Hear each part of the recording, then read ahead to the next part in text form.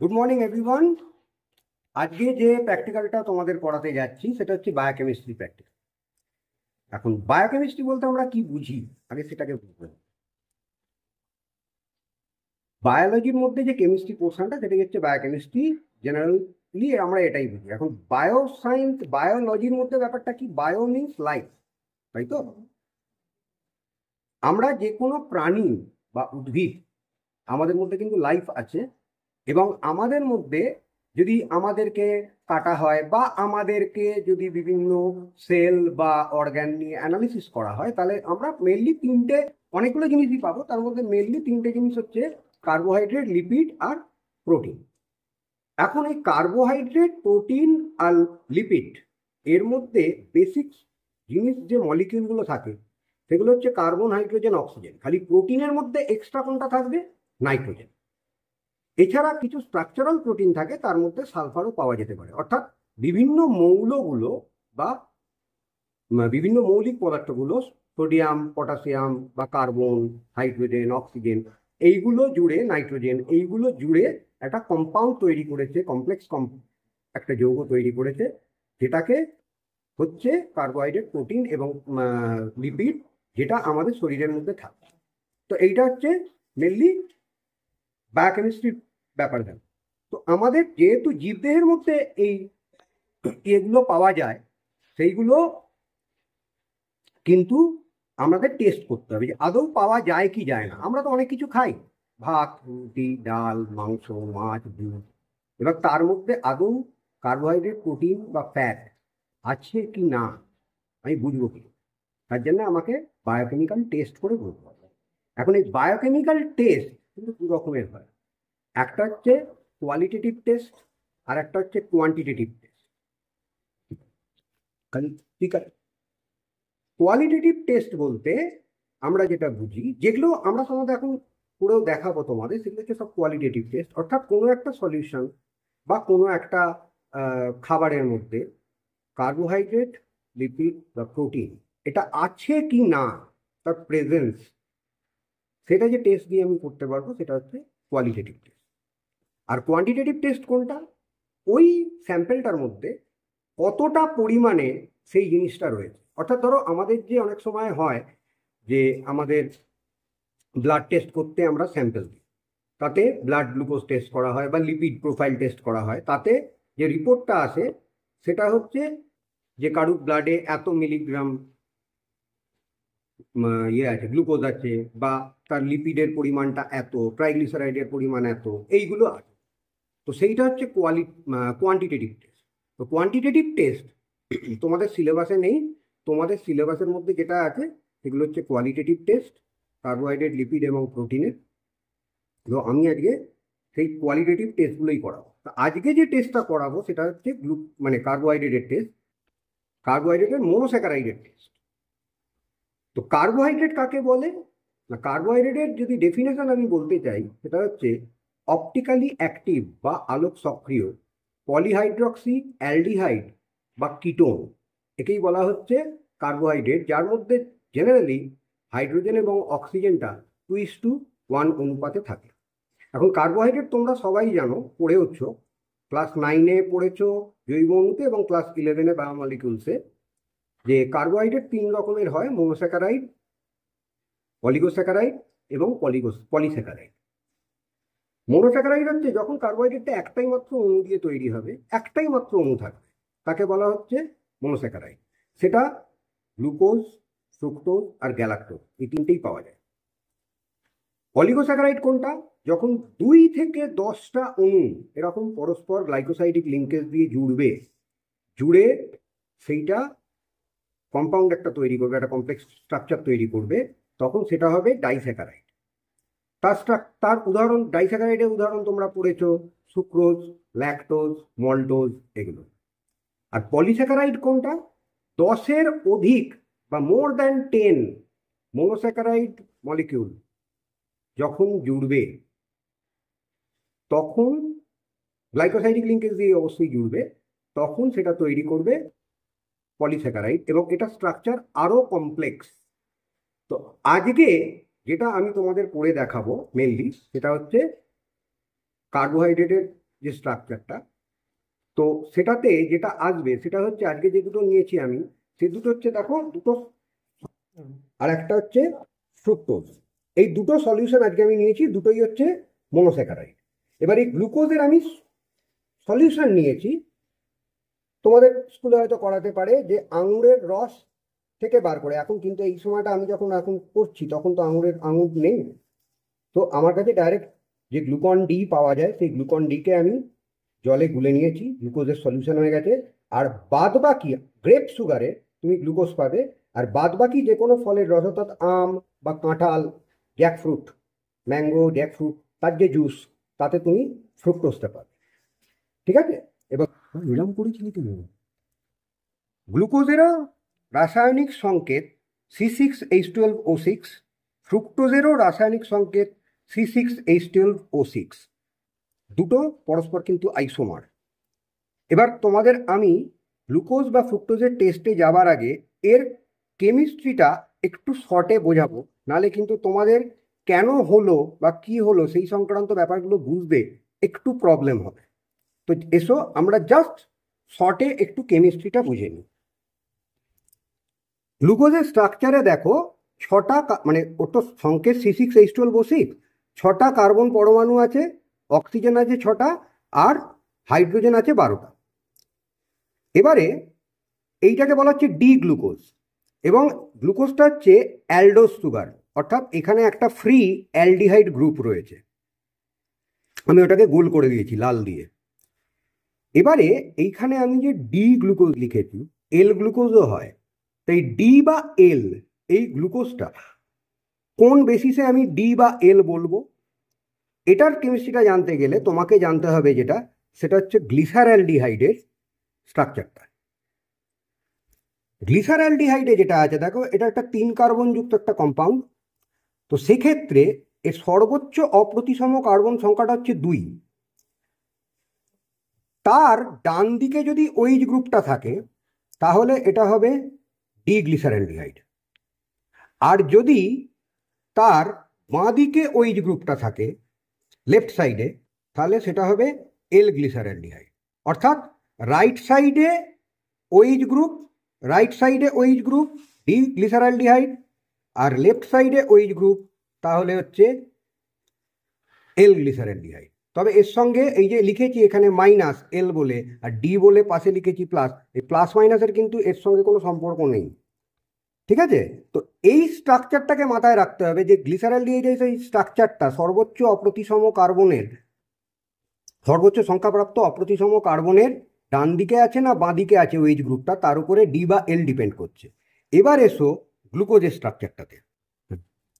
এইখানেতে দেখো সর্বোচ্চ সংখ্যাপ্রাপ্ত অপ্রতিসম কার্বন বা বটম মোস্ট অ্যাসিমেট্রিক কার্বনের সংখ্যা হচ্ছে 5। ঠিক আছে? তার কোন দিকে আছে ওইচ গ্রুপটা? ডান দিকে। তো জেনারেলি এটা হচ্ছে ডি গ্লুকোজ।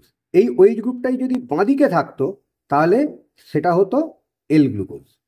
এখন এই যে মুক্ত শৃঙ্খল অবস্থা গ্লুকোজের বা ওপেন চেন, এই ওপেন চেন সিস্টেমে কিন্তু সবসময় থাকে না, বা এ পাইরানো স্ট্রাকচার ফর্ম করে নেয়। পাশেই দেখতে পাচ্ছ এইখানে একটা বেঞ্জিন রিংয়ের মতো, একটা হেক্সাগোনাল রিংয়ের মতো, বেঞ্জিন রিং বলবো না, একটা হেক্সাগোনাল রিংয়ের মতো স্ট্রাকচার ফর্ম করেছে। এখন গ্লুকোজটা হঠাৎ করে ওপেন চেন থেকে এরকম হেক্সাগোনাল স্ট্রাকচারটা ফর্ম করলো কেন? তার কারণ আছে। মুক্ত শৃঙ্খল কাঠামোর সাহায্যে বা ওপেন চেন যে স্ট্রাকচার, তার সাহায্যে অ্যালডো বা কিটো সুগারের অ্যালডিহাইড বা কিটোন গ্রুপের সব যে বৈশিষ্ট্য সূচক যে বিক্রিয়াগুলো আছে, ক্যারেক্টারিস্টিক যে রিয়াকশন, সেইগুলোকে ভালো করে শো করবে না।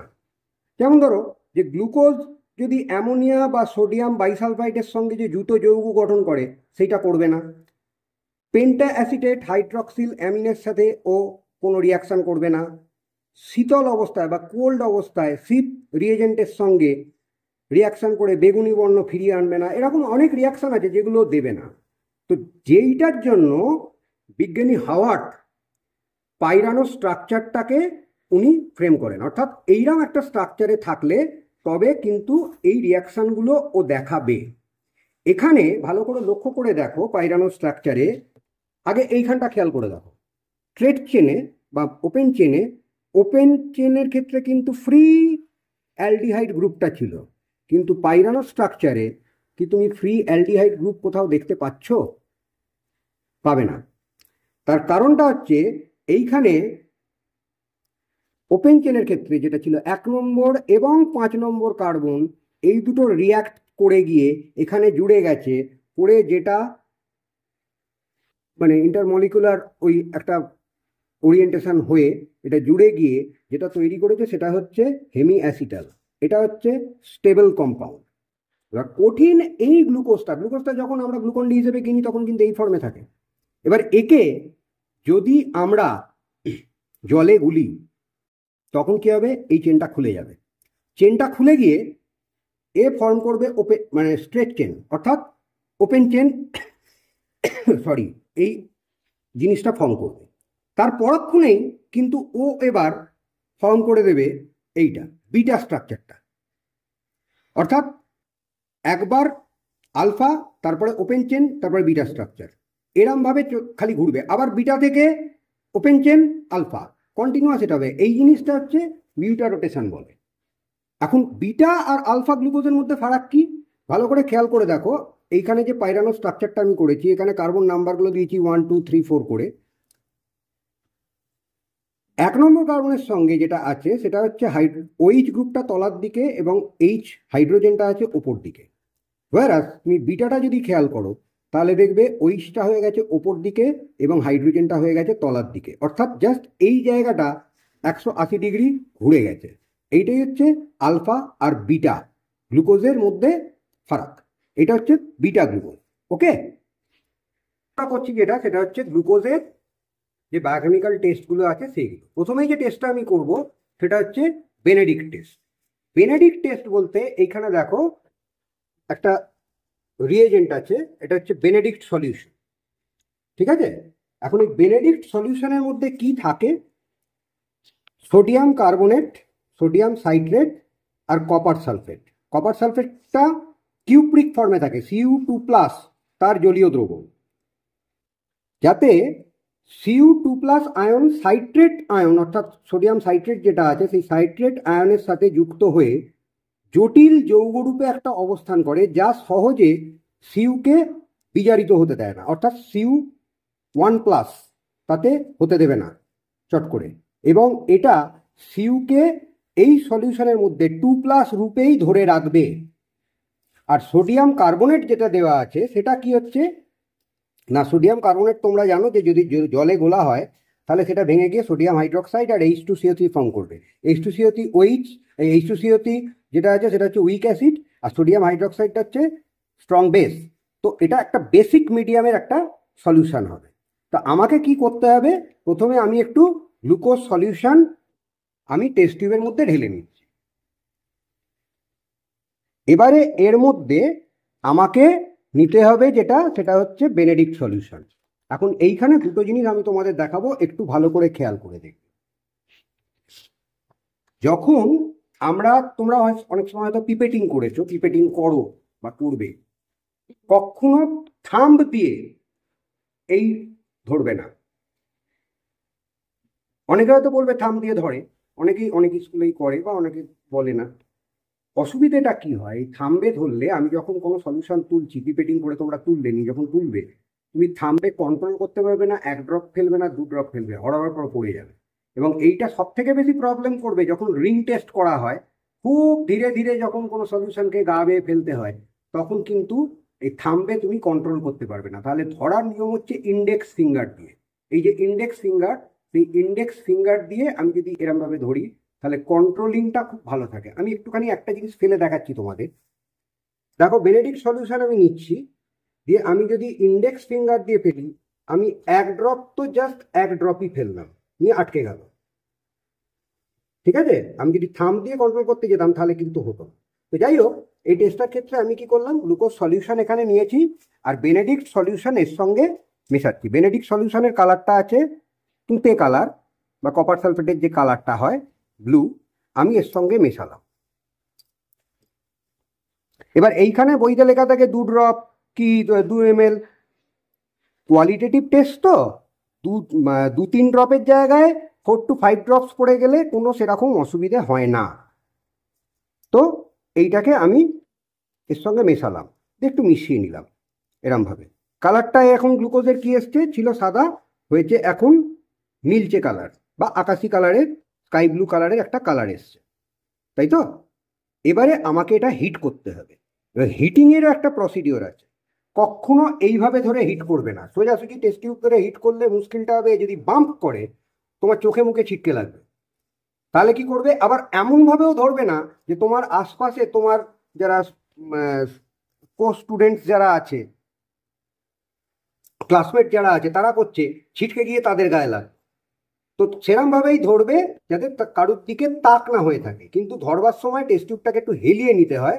তার কারণটা হচ্ছে এই সারফেসটা যত বেশি হবে তত কিন্তু তাড়াতাড়ি হিটিংটা হবে। এরম করলে হিটিংটা কিন্তু হতে সময় লাগবে। যত এরম হেলিয়ে নেবে, এই সারফেসটা, আপার সারফেসটা যত স্প্রেড করবে, তত তোমার হিটিংটা তাড়াতাড়ি হবে। এবার আমি হিট করছি, তোমরা একটা জিনিস খেয়াল করবে, এর কালারটা কিভাবে চেঞ্জ হচ্ছে। আর সবসময় সাদা, এই যে সাদা, এই সাদার ব্যাকগ্রাউন্ডে দেখবে।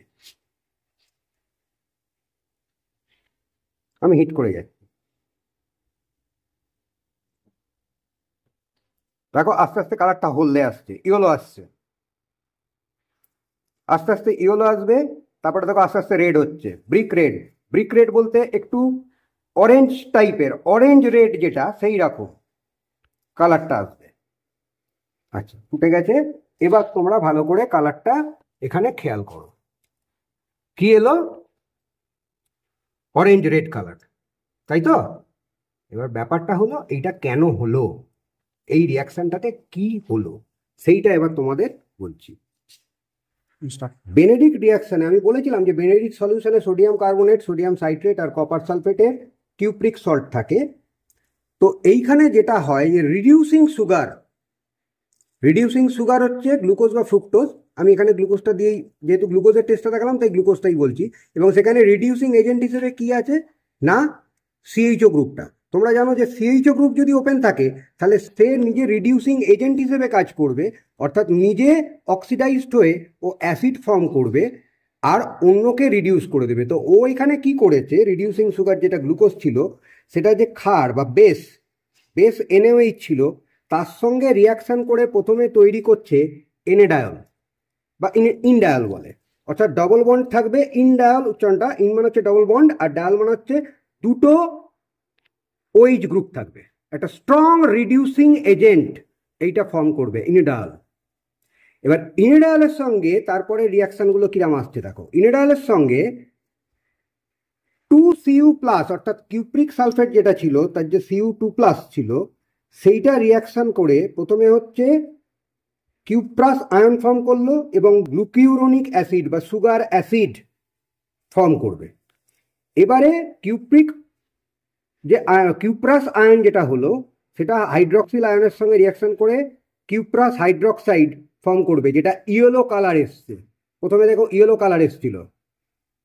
এবারে সেটাকে যখন আমি আরো হিট করছি, তখন upon heating it will converted into cuprous oxide Cu2O, যেটার কালার হচ্ছে রেড। তো এইটা হচ্ছে এর কমপ্লিট কেমিস্ট্রিটা। যেটা টেস্টটা করছি গ্লুকোজেরই টেস্ট, সেটা হচ্ছে ফেলিং টেস্ট। ফেলিং টেস্টে কি আছে, ফেলিং টেস্টে দুটো সলিউশন থাকে, একটা হচ্ছে ফেলিং A, যেটা হচ্ছে কপার সালফেট সলিউশন, আর একটা হচ্ছে ফেলিং B। তাতে কি থাকে, সোডিয়াম পটাশিয়াম টার্টারেট, ঠিক আছে? এখন এই কপার সালফেট যেটা থাকে সেটা তো কিউপ্রিক ফর্মে থাকে, তো Cu2+। এটা টার্টারেট যেটা আছে, কপার টার্টারেট ফর্ম করে, একটা জটিল যৌগ তৈরি করে, যেটা ওই একইভাবে যেটা বেনেডিক্টের সময় তো বলছিলাম, যেটা ওটাকে সহজে বিজারিত হতে দেয় না, একটা জটিল যৌগ ফর্ম করে রাখে। এবার যখন এটা বেসিক মিডিয়ামে যাবে, এই টেস্ট বেনেডিক্ট টেস্ট এবং ফেলিং টেস্ট দুটোই কিন্তু বেসিক মিডিয়াম ছাড়া হবে না। তো এখানে যেহেতু sodium potassium tartrate, sodium hydroxide already ওখানে রয়ে গেছে, তো বেসিক মিডিয়াম যখন রয়েছে তখন কিন্তু এই টেস্টটা দেবে, ঠিক আছে? এবং এর ক্ষেত্রেও ওই যেটা আলটিমেটলি ফর্ম করবে, ওই বেনেডিক্টে যেটা দেখালাম, প্রথমে এনেডাল ফর্ম করবে, তারপরে সেইখান থেকে কিউপ্রাস হাইড্রক্সাইড মানে গ্লুকোজ অ্যাসিড বা গ্লুকোরোনিক অ্যাসিড বা সুগার অ্যাসিড ফর্ম করবে, আর কপারটা ওখানে ভেঙে গিয়ে তারপরে তোমার কপার হাইড্রক্সাইড ফর্ম করবে ইয়েলো কালার, তারপরে copper oxide cuprous oxide form করবে, কিউপ্রাস অক্সাইডের কালার হচ্ছে রেড। এর ক্ষেত্রেও একই জিনিসটা হবে, তোমরা খালি চেঞ্জগুলো দেখে নাও কি কি কালারের চেঞ্জ হচ্ছে। প্রথমে আমি টেস্ট টিউবের মধ্যে যেটা নিলাম সেটা হচ্ছে গ্লুকোজ সলিউশন নিচ্ছি একটু, তার মধ্যে আমি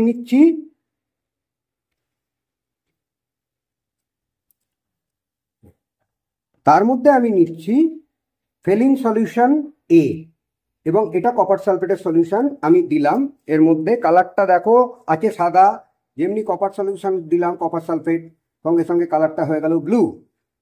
ঠিক আছে, এখন আছে দেখো খুব হালকা স্কাই ব্লু, খুব হালকা, ব্যাকগ্রাউন্ডে দেখো খুব হালকা একটা স্কাই ব্লু কালার।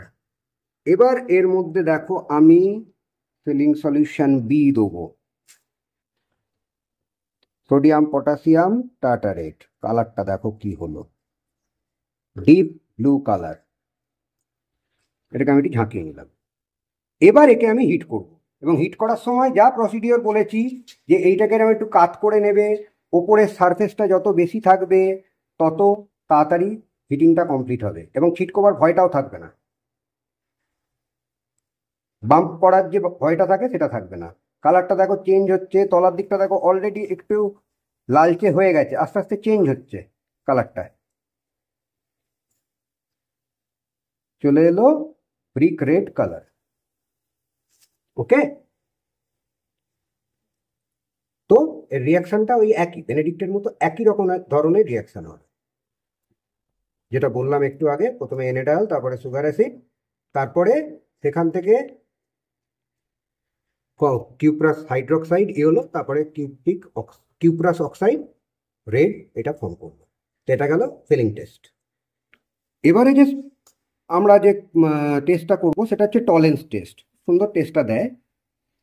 এখানে যেটা নিতে হবে AgNO3 বা সিলভার নাইট্রেট, আর তার সঙ্গে অ্যামোনিয়াম হাইড্রক্সাইড, তার দ্রবণটা আমাকে আগে মেশাতে হবে।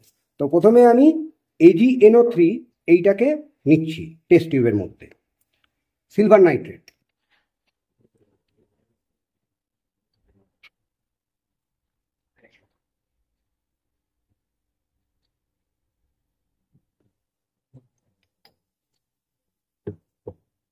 ঠিক আছে, সিলভার নাইট্রেট নিলাম, কালার দেখো ক্রিস্টাল ক্লিয়ার কালার। এবারে আমি এর মধ্যে সোডিয়াম বলছি অ্যামোনিয়াম হাইড্রক্সাইড দেবো। তবে তার আগে একটু অ্যামোনিয়াম হাইড্রক্সাইডকে একটুখানি গন্ধটা নিয়ে নেবে যে অ্যামোনিয়ামের গন্ধ ছাড়ছে কিনা। খোলা থাকলে, অনেকদিন যদি খোলা পড়ে থাকে অ্যামোনিয়াম হাইড্রক্সাইড, তাহলে গন্ধ উঠে গেলে সেটা তাতে আর কোনো কাজ করবে না। তো অ্যামোনিয়াম হাইড্রক্সাইডটা মেশাচ্ছি, তোমরা একটু ভালো করে তলার সলিউশনটার কালারটা চেক করবে, তলার সলিউশনের কালারটা কি হচ্ছে।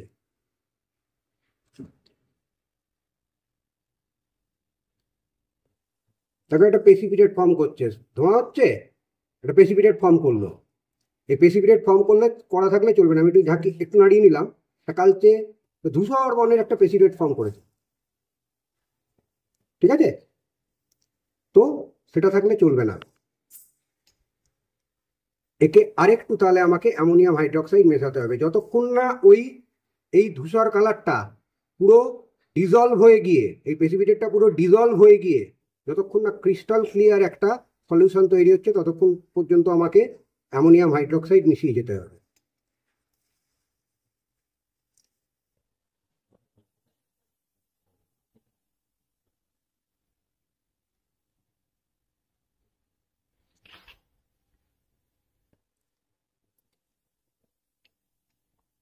তলায় আর একটু রয়েছে, আমি আর একটুখানি দিচ্ছি।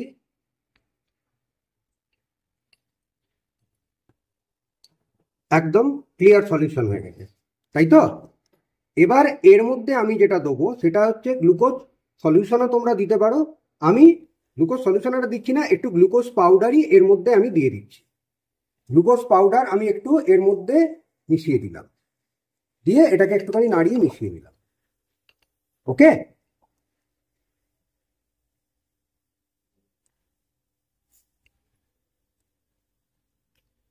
গ্লুকোজ পাউডারটা দিয়ে আমি নাড়িয়ে এখানে মিশিয়ে নিলাম, উপরে গায়ে একটু লেগে আছে, এটাকে জাস্ট একটু টিল্ট করে, জাস্ট একটু কাট করে আমি ওইটাকেও মিশিয়ে নিলাম এর সঙ্গে। তো এই যে সলিউশনটা এবার তৈরি হলো, এটাকে আমি হট ওয়াটার বাথে রেখে দেব। এখানে ওয়াটার বাথ বলতে এখানে একটা বিকারে আমি জল নিয়ে রেখেছি, দিয়ে আমি এটাকে এর মধ্যে বসিয়ে দিলাম। এবার খানিকক্ষণ থাক। এখানে তুমি খেয়াল করো, যখন আমি সলিউশনটা দিয়েছিলাম হট ওয়াটার বাথে, তখন কিন্তু কালারটা ছিল ক্রিস্টাল ক্লিয়ার, মানে এমনি জলের মতো কালার।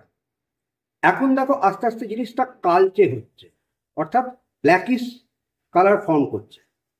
এটাকে আরো খানিকক্ষণ বসিয়ে রাখতে হবে, তবে এর রিয়াকশনটা হবে। রিয়াকশনটা অ্যাকচুয়ালি তখন কি হবে সেটা একটু বলছি। সেটা হচ্ছে যে অ্যালডিহাইড যেটা আছে, অর্থাৎ এখানে অ্যালডিহাইড গ্রুপ কিসে আছে? গ্লুকোজের মধ্যে আছে।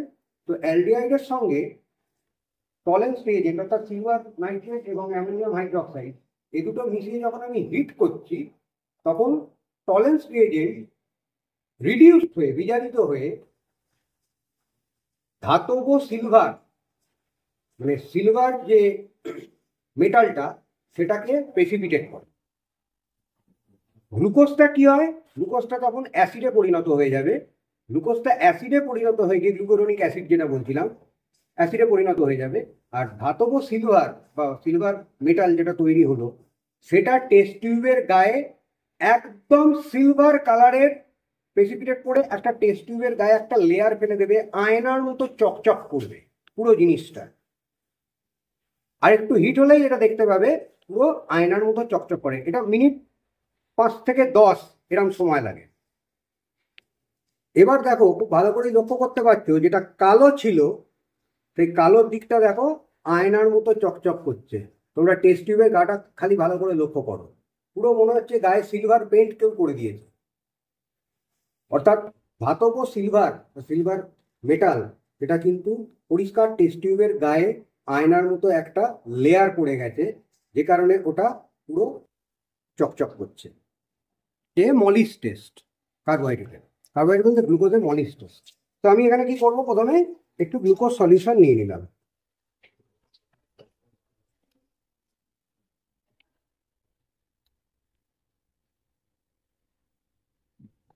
হলো, তার মধ্যে আলফা ন্যাপথানল এইটাকে আমি মেশাচ্ছি। আলফা ন্যাপথানল যে সলিউশন বা আলফা ন্যাপথল, সেই সলিউশনটা বেশি নয়, 2 থেকে 3 ড্রপ। দেখো কালারটা কি আছে, ক্রিস্টাল ক্লিয়ার গ্লুকোজের কালার। এবার তার মধ্যে আলফা ন্যাপথল আমি 2 থেকে 3 ড্রপ মেশাবো। কালারটা কি চেঞ্জ করে দেখো, একটু চেক করে নেবো।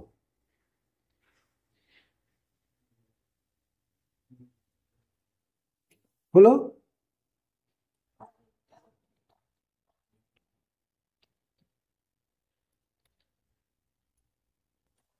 এই যে একটা ব্রাউনিশ কালার আসছে, ঠিক আছে।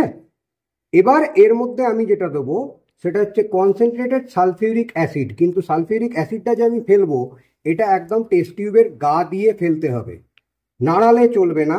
এবং টেস্ট টিউবের গা দিয়ে যখন আমি ফেলবো, সেই জন্যই বলেছিলাম যে ইন্ডেক্স ফিঙ্গার দিয়ে ধরলে সেটা ভালো হয়, তাহলে আস্তে আস্তে পড়বে। এবং গা দিয়ে যখন আমি ফেলবো, টেস্ট টিউব পুরো কাট করে নিয়েছি। কাট করে নিয়ে আমি কনসেন্ট্রেটেড সালফিউরিক অ্যাসিড এর মধ্যে, এর গায়ে এখানে দিলাম, দিয়ে আস্তে আস্তে করে ছাড়বো।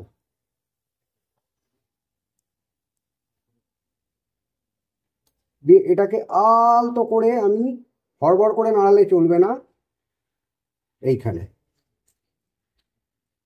তলার দিকে একটা বেগুনি কালারের রিং ফর্ম করেছে, বোঝা যাচ্ছে?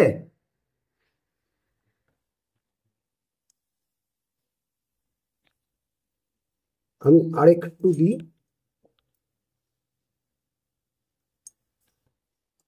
একটা বেগুনি কালারের একটা রিং ফর্ম করেছে, সুন্দর, ঠিক আছে। এইটা হচ্ছে মলিস টেস্ট। এখন এই রিংটা কেন ফর্ম করলো? কারণ ঘন H2SO4 যেটা আছে, সেটা মনোস্যাকারাইডের সঙ্গে রিয়াকশন করলে তার থেকে 2-3 মলিকিউল জল ডিহাইড্রেটেড করবে। অর্থাৎ কনসেন্ট্রেটেড অ্যাসিডকে যখনই তুমি এরকম কোনো গ্লুকোজ সলিউশনের মধ্যে ঢালবে, সেটার থেকে জল বেরিয়ে যাবে, জিনিসটা ডিহাইড্রেটেড হবে।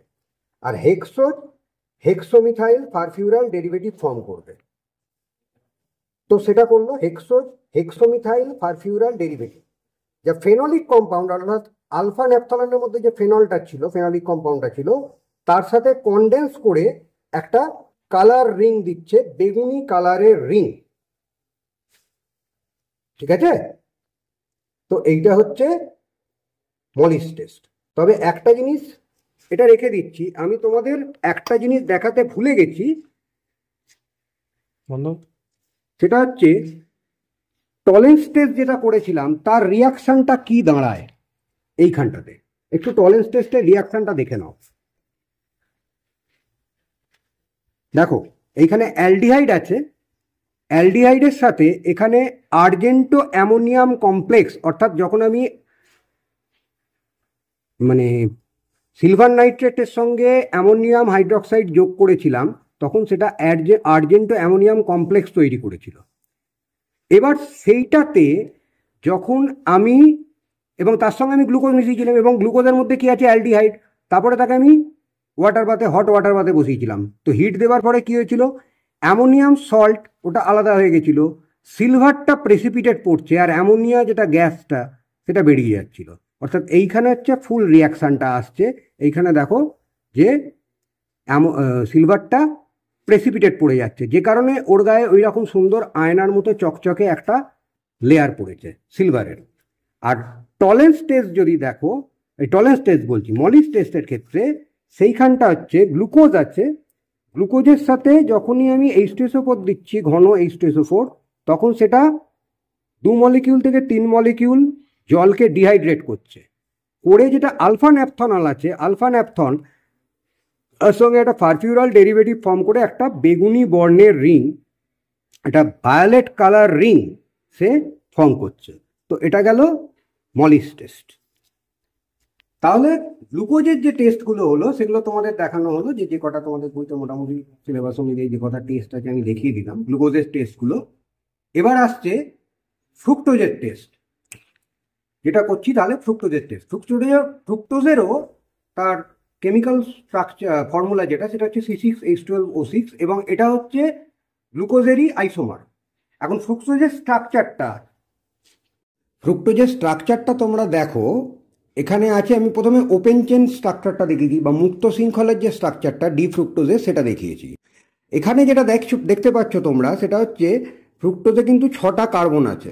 ঠিক আছে, 1 2 3 4 5 6, কারণ এর রাসায়নিক সংকেত হচ্ছে C6H12O6, আর এটা গ্লুকোজেরই আইসোমার।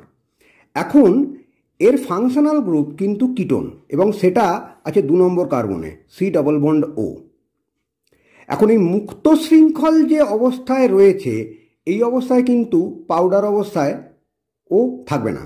ওকে যদি পাউডার অবস্থায় থাকতে হয়, তাহলে ও কিন্তু ফ্রুক্টোপাইরানোজ এই স্ট্রাকচারে থাকবে। কেন থাকবে সেটা আমার ভিডিওর আগের প্রথম দিকটায় বলেছি আমি, যে বিজ্ঞানী হাওয়ার্ড যেটা বলেছিলেন যে মনোস্যাকারাইড অর্থাৎ গ্লুকোজ বা ফ্রুক্টোজ, এরা যখন মুক্ত শৃঙ্খল অবস্থায় থাকে তখন এরা বেশ কিছু রিয়াকশান এরা শো করতে পারে না। তো ন্যাচারালি এরা তখন পাইরানো স্ট্রাকচারে, এবং এটা স্টেবল স্ট্রাকচার, এই স্ট্রাকচারে এরা এক্সিস্ট করে। তো এইখানে দেখো একটা জিনিস, এর তো ফাংশনাল গ্রুপটা 2 নম্বর কার্বন। তো এইখানে দেখো 1 নম্বর কার্বনটা যেটা আছে সেটা হচ্ছে CH2OH। ঠিক আছে, কিন্তু 2 নম্বর কার্বন যেটা C ডবল বন্ড O ছিল, সেটা অ্যাটমিক রিওরিয়েন্টেশনের জন্যে এইটা 6 নম্বর গ্রুপের সঙ্গে, অর্থাৎ 6 নম্বরেও ছিল CH2OH, তার সঙ্গে এটা অ্যাডাপ হয়ে এই পাইরানো স্ট্রাকচারটা ফর্ম করেছে। ঠিক আছে, এবং এটা আলফা স্ট্রাকচার। আর এইটা যদি দেখো, এটা হচ্ছে বিটা ডি ফ্রুক্টোপাইরানোজ। এখন বিটা কেন, এইখানে দেখো CH2 গ্রুপটা, 1 নম্বর কার্বনের CH2 গ্রুপটা ওপর দিকে, মানে নর্থ সাইডে, আর এটা সাউথ সাইডে OH গ্রুপটা। এখানটা দেখো জিনিসটা উল্টে গেছে, অর্থাৎ OH গ্রুপটা উপরে চলে গেছে, এবং CH2OH এই গ্রুপটা তলায় চলে এসছে। জাস্ট এটা 180 ডিগ্রি ঘুরে গেছে, যার জন্য এটা হচ্ছে বিটা ডি ফ্রুক্টোপাইরানোজ। এখন এদেরও মিউটা রোটেশন হয়, অর্থাৎ ফ্রুক্টোজকে যখন তুমি জলে গুলবে, ধরো আলফা ডি ফ্রুক্টোপাইরানোজ এই জিনিসটাকে তুমি জলে গুললে, এ প্রথমে কনভার্ট হবে ইন্টু মুক্ত শৃঙ্খল এই অবস্থাটাতে, সেখান থেকে বিটা স্ট্রাকচার থেকে আবার এ মানে মুক্ত শৃঙ্খল বা ওপেন চেন, আবার সেখান থেকে আলফা চেন, কন্টিনিউয়াস এই মিউটারোটেশনটা হতে থাকবে। এছাড়াও ফ্রুক্টোজের আর একটা স্ট্রাকচার পাওয়া যায়, সেটা হচ্ছে ফ্রুক্টোফিউরানোজ। এখানটা ভালো করে খেয়াল করে দেখো, 1 নম্বরে এখানটা আগে এই ওপেন চেনটা দেখো, নাহলে বুঝতে পারবে না। 1 নম্বরেও CH2OH আছে, 6 নম্বরেও CH2OH আছে। এখানে 1 নম্বর গ্রুপে CH2OH গ্রুপটা আছে, 6 নম্বরেও CH2OH গ্রুপটা আছে, কিন্তু এখানে 2 নম্বর কার্বনটা ও বন্ডিং করেছে 5 নম্বরের সঙ্গে। এটার ক্ষেত্রে 2 নম্বরটা করেছিল 6 নম্বরের সঙ্গে, এটার ক্ষেত্রে 5 নম্বরের সঙ্গে। অর্থাৎ ফ্রুক্টোজের ক্ষেত্রে 2 নম্বর কার্বন যখন 5 নম্বর কার্বনের সঙ্গে বন্ডিং করে নেবে এবং অ্যাটমিক রিওরিয়েন্টেশনের জন্য, তখন সেটা ফিউরানোস ফর্ম করবে। যেটা গ্লুকোজের ক্ষেত্রে কিন্তু 1 আর 5 বন্ডিং করলে হবে পাইরানো স্ট্রাকচার, আর 1 আর 4 বন্ডিং করলে হবে ফিউরানো স্ট্রাকচার। এখন এই ফিউরানো স্ট্রাকচারটা আমি কেন বললাম, হঠাৎ করে ফিউরানো স্ট্রাকচারটাকে কেন বলতে গেলাম, তার কারণটা হচ্ছে এইটা এখানে বলবার জন্যে নয়, এটা অ্যাকচুয়ালি তোমরা পাবে যখন আমি সুক্রোজের যে পরীক্ষাটা করব, তখন সুক্রোজের গঠন দেখানোর সময় তোমাদের এই স্ট্রাকচারটা কাজে লাগবে। এটা একটু মাথায় রাখতে হবে, ঠিক আছে? তো যাই হোক, এখন তোমাদের যে পরীক্ষাগুলো আমি করে দেখাবো সেটা কিন্তু সবই আলফা ডি ফ্রুক্টোপাইরানোজ দিয়ে। অর্থাৎ যে পাউডারটা আমি গুলবো ফ্রুক্টোজের, সেটা হচ্ছে আলফা ডি ফ্রুক্টোপাইরানোজ। ফ্রুক্টোজ কোথায় পাওয়া যায়, সেটা হচ্ছে যে কোনো ফ্রুট জুস, অর্থাৎ ম্যাঙ্গো জুস বা আমের রস বা কাঁঠালের রস বা জ্যাকফ্রুটের যে জুস, তাতে কিন্তু এই ফ্রুক্টোপাইরানোজ স্ট্রাকচার পাওয়া যায়। এখন এইখানে তোমরা আর একটা জিনিস ভালো করে খেয়াল করে দেখো, এই যে সি ডবল বন্ড ও কিটোন গ্রুপটা রয়েছে, এটা রিডিউসিং এজেন্ট হিসেবে কাজ করে, যে কারণে ফ্রুক্টোজ হচ্ছে রিডিউসিং সুগার। কিন্তু এ চট করে এনেডায়ল ফর্ম করবে না। এনেডায়ল ফর্ম করবে না বলতে অ্যাসিড ফর্ম করবে না। বেসিক মিডিয়ামে এনেডায়ল ফর্ম করতে পারবে না, কেননা এটা অ্যাসিড ফর্ম করবে না আনটিল অ্যান্ড আনলেস, যতক্ষণ পর্যন্ত না এটা অ্যালডিহাইড গ্রুপে কনভার্টেড হচ্ছে। অর্থাৎ অ্যালডিহাইড গ্রুপে যদি এই কনভার্টেড হয়, তখনই কিন্তু এ একমাত্র সুগার অ্যাসিড বা গ্লুকুরোনিক অ্যাসিডটা ফর্ম করবে, এবং সেটা একমাত্র বেসিক মিডিয়ামেই হবে। এবারে চলো তোমাদের আমি ফ্রুক্টোজের যে পরীক্ষাগুলো আছে সেইগুলো করে দেখাই। প্রথমে আমি একটু ফ্রুক্টোজ সলিউশন নিয়ে নিচ্ছি, তার মধ্যে আমি একটু বেনেডিক্ট সলিউশন নেব।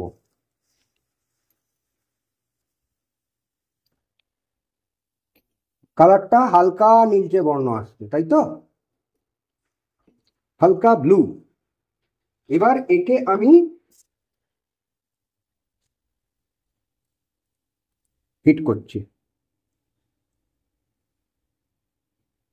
দেখো আস্তে আস্তে কালারটা চেঞ্জ হচ্ছে। ইয়েলো, কিউপ্রাস হাইড্রোক্সাইডের ইয়েলো কালার, তারপরে cuprous oxide brick red colour.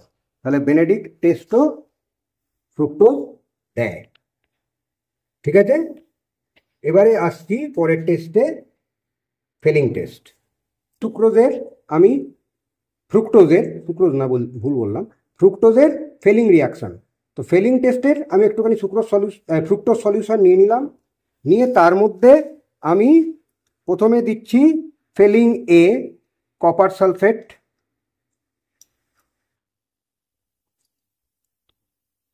আর তারপরে দেবো ফেলিং বি সোডিয়াম পটাশিয়াম টার্টারেট বা রচিলি সল্ট। কালারটা চেঞ্জ করছে, ডিপ ব্লু কালার হলো, এটাকে বলে প্রুশিয়ান ব্লু। এবারে আমি এটাকে হিট করছি, রিয়াকশান সেই একই, এনাডায়াল তার থেকে সুগার অ্যাসিড, আর ওদিকে কপারটা ভেঙে গিয়ে কিউপ্রিক থেকে প্রথমে কিউপ্রাস হাইড্রোক্সাইড, তারপরে কিউপ্রিক অক্সাইড লাল এসছে, ব্রিক রেড কালার। ওকে, তাহলে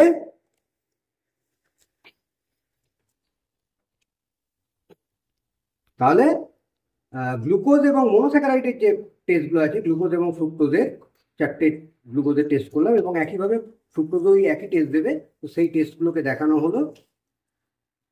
আশা করি ভিডিওটা তোমাদের ভালো লাগবে, কেননা এখানে পুরো স্ট্রাকচারটা দেখিয়েছি।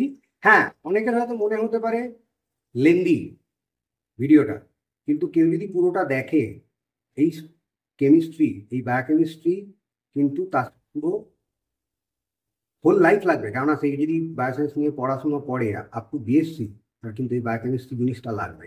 এবং এইটা কিন্তু অনেক ক্ষেত্রে এই কেন কোত্থেকে কি হচ্ছে, আমার স্ট্রাকচারগুলো যেগুলো দেখিয়েছি সেগুলো যদি কেউ টুকে নেয়, তাহলে কিন্তু এটা নিট টিট অনেক ক্ষেত্রেই কাজে লাগবে। কেন হচ্ছে, কি হচ্ছে, কোথা থেকে কোশ্চেন করবে তো জানা না। এটা দুটো দিক ক্লিয়ার করলো, একটা হচ্ছে বায়োসায়েন্সের দিকটা, বায়োলজিতেও আছে, বায়োকেমিস্ট্রি পোর্শনে, আর একটা কিন্তু তোমাদের 12-এ কেমিস্ট্রি পোর্শনেও আছে এই সমস্ত টেস্ট, বায়োকেমিস্ট্রি টেস্ট। তো সেইখানটাতেও তোমাদের হেল্প করবে, একই সঙ্গে দুটো কাজ হয়ে যাবে। আশা করি সবার ভাল লাগবে, দেখো। আর যদি সম্ভব হয় ম্যাক্সিমাম যাতে স্টুডেন্টের কাছে পৌঁছয়, সেই জন্যই আমার একটা আবেদন, যদি পারো চ্যানেলটাকে সাবস্ক্রাইব করে দাও। ঠিক আছে, আজকে এই পর্যন্তই থাক। নেক্সট দিন আমি ডাইস্যাকারাইড এবং স্টার্চের, অর্থাৎ কার্বোহাইড্রেট তো সবই, কার্বোহাইড্রেটের ওগুলো ডাইস্যাকারাইড এবং পলিস্যাকারাইড, এই দুটো টেস্ট আমি করে দেখাবো নেক্সট দিনকে।